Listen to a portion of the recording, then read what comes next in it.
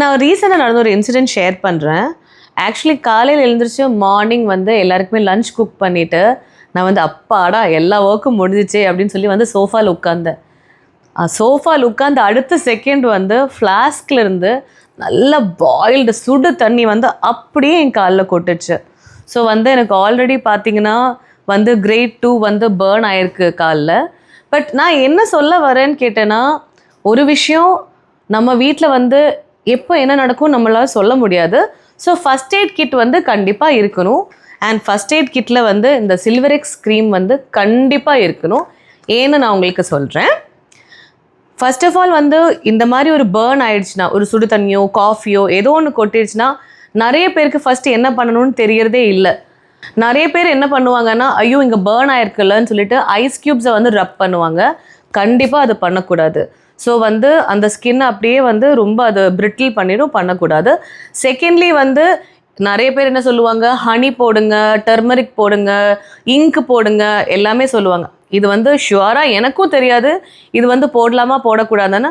But even though பழைய காலத்தில் பண்ணியிருந்தா கூட இன்றைக்கி ஹனியில் டர்மரிக்கில் இதில் எல்லாத்துலேயுமே அடல்ட்ரேஷன் ரொம்ப ஹையாக இருக்குது.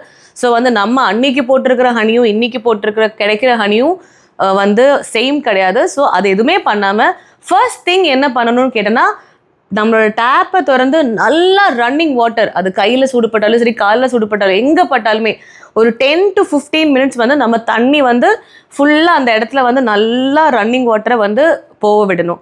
அதில் என்ன ஆகும்னு கேட்டால் நம்ம ஸ்கின்னு வந்து பேர்ன் ஆகிறது அப்படியே ஸ்டாப் ஆகிடும். ஸோ வந்து டீப்பராக பேர்ன் ஆகாது.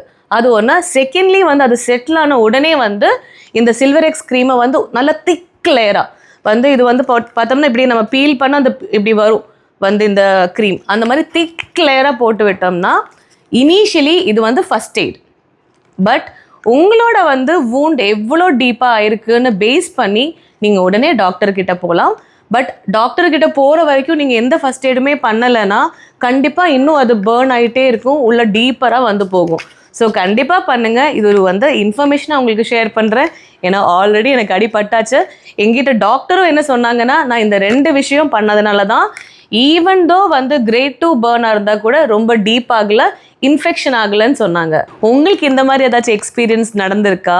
அப்படி நடந்த போது உங்களை சுற்றி இருக்கிறவங்க எல்லாம் உங்களுக்கு என்னென்ன ஐடியாஸ் கொடுத்தாங்க, நீங்கள் என்ன பண்ணீங்கன்னு கண்டிப்பாக கமெண்ட் பாக்ஸில் சொல்லுங்கள். அதை ரீட் பண்ணுறதுக்காக நான் ரொம்ப க்யூரியஸாக இருக்கேன்.